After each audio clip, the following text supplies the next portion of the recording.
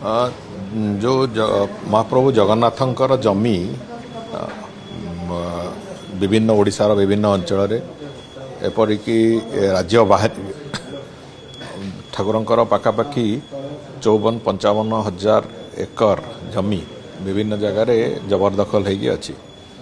जमी गुड़िकर उद्धार करवा एवं से जमी गुड़िक जो गुड़िक उद्धार न हवा स्थित अच्छी जो दखल रे अच्छी कहार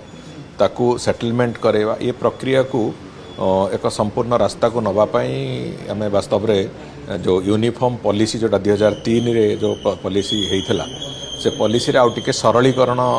करिवार आवश्यकता थिला सरलीकरण हेले लोके सुविधारे जो जगार से माने दखल रे अछंती से जमी तांको सेटलमेंट केमिति हबो जोतरे कि महाप्रभुंकर